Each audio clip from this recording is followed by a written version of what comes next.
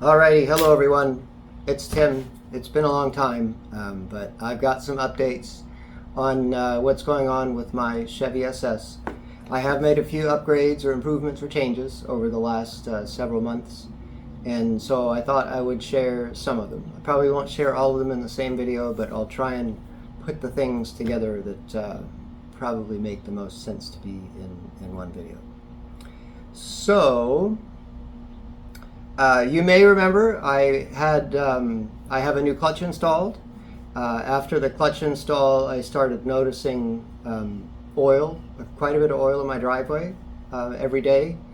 And after quite a bit of research and guidance from my shop, we determined that it was actually blow-by, given that I'm supercharged now, that there was overpressure in my crankcase, which was being insufficiently vented through the PCD system and causing oil to be pushed out of the front and rear mains. I'm not really sure how to quantify or do the math on that. I am told that that's a very common thing with boosted LS motors.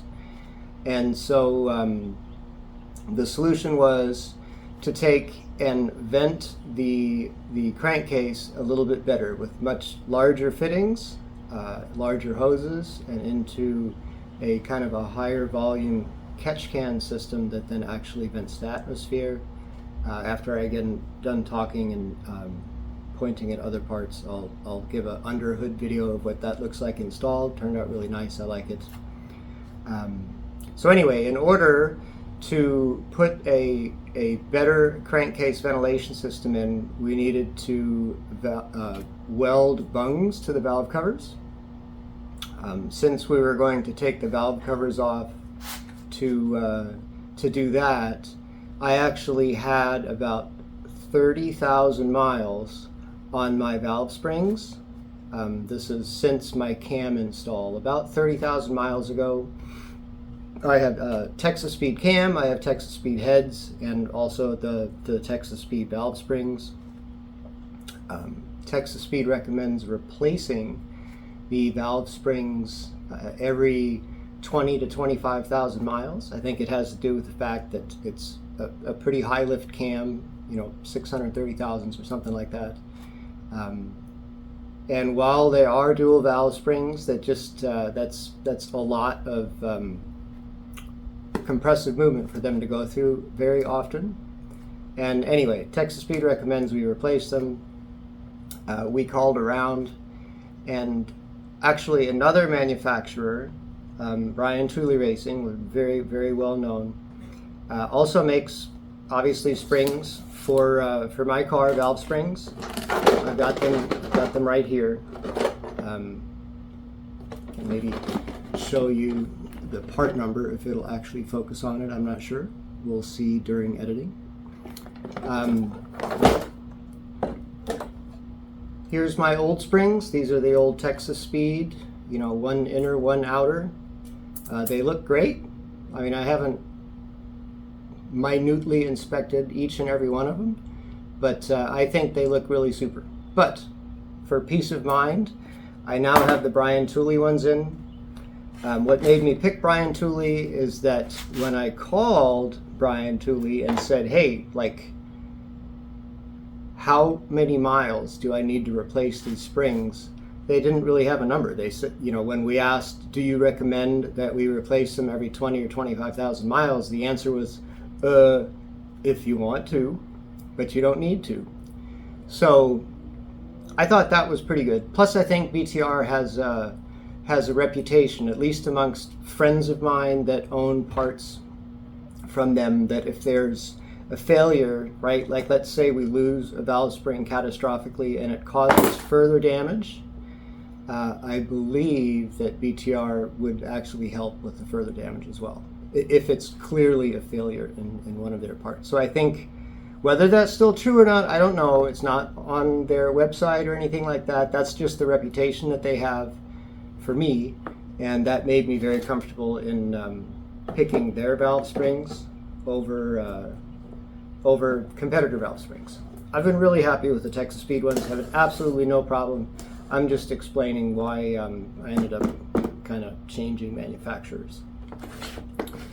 So, since we need to take the valve covers off, might as well do the springs. Since we're doing the springs, might as well do the valve stem seals, right? I had noticed when it's really cold, I do get the tiniest puff of blue smoke on startup.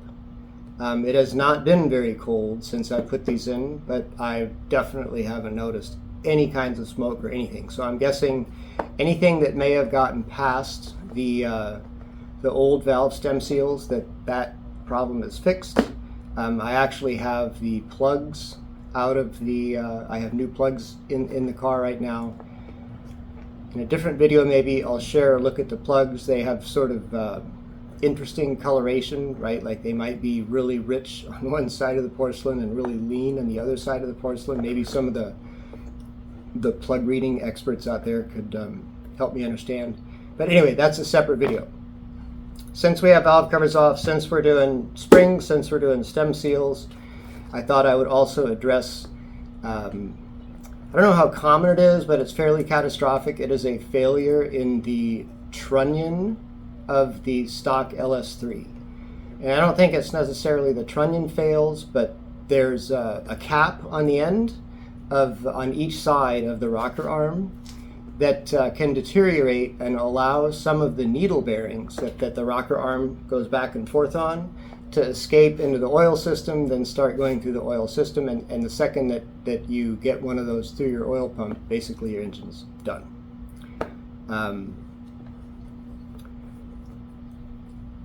Probably isn't a giant number of engines that have been ruined that way, but I'm putting more stress on my Valvertrain, right? Given that I have much stiffer springs, given that I have a much higher lift than the stock LS3 Valvertrain, I thought might as well upgrade those trunnions as well. And since I was ordering from BTR, I actually ended up getting a trunnion kit from BTR and having them installed as well. So the part number here, you can see TK001. NB stands for no bolts, because we reused the bolts that mount the trunnions to the head that the rocker arms then ultimately rotate around. There's actually a TK002. It's their version 2 trunnion kit, which I understand is even better than this one. I can't remember exactly why we went with this version. It's still quite an upgrade to stock. The pictures that I'll put in will show how clearly it is safer against the failure mode of the needle bearing needles liberating and making their way through the engine. It may have other failure modes, but I think they are more local. So for example, anecdotally I have heard that maybe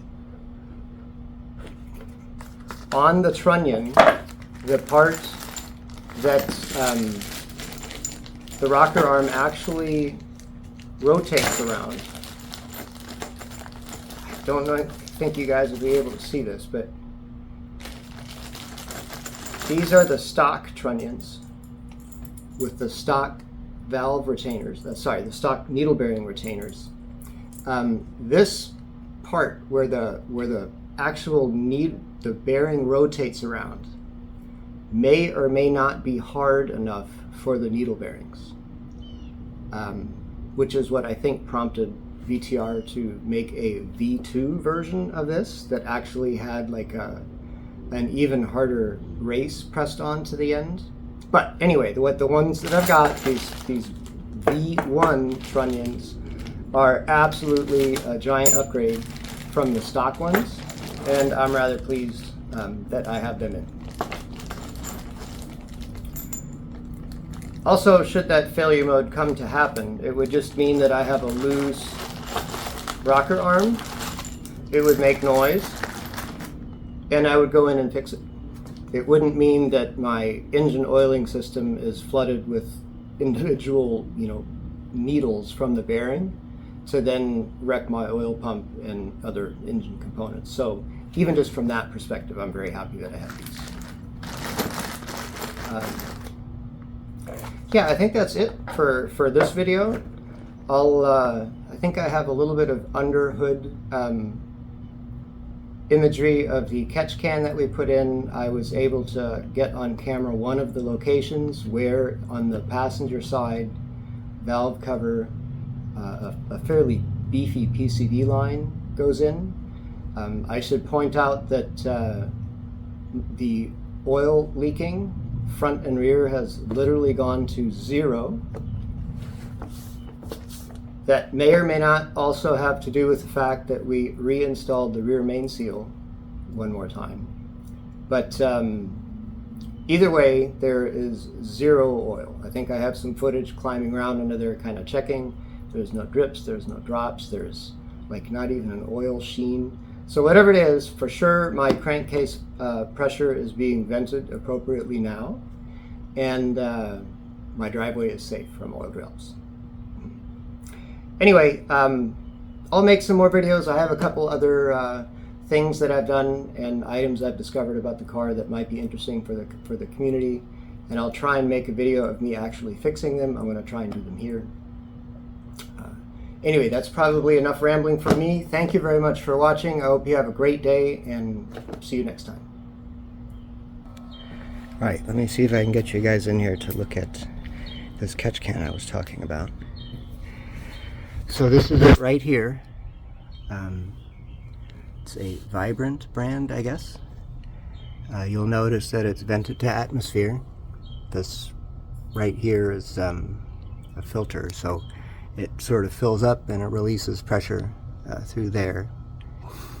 The bracketry is a little bit customized to be able to fit it there. There isn't really a whole lot of room in my engine bay here for one of these, so PowerFab Autosports did a really nice job finding a place to put this.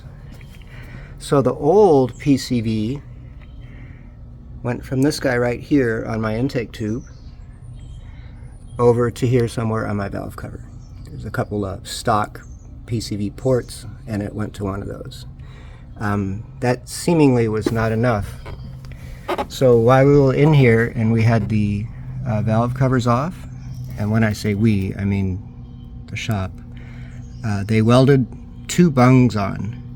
One is right here, pretty good sized bung, that then feeds this Catchcan. And the other one, unfortunately, we won't be able to see, but it's way back there on the back end of that valve cover, kind of where that yellow sticker or whatever that is, that yellow tag is.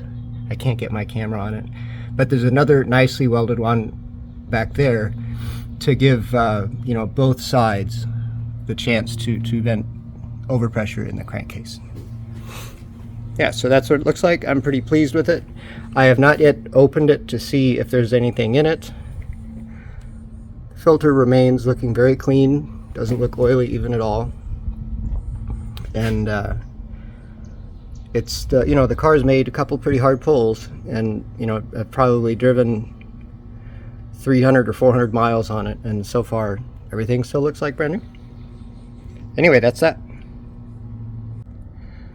All right, this is my underside and the bell housing. As of now, since the Catchcan install, it is literally bone dry. It doesn't even have an oily sheen on it. There's no droplets. There's absolutely nothing. I'm really happy with this.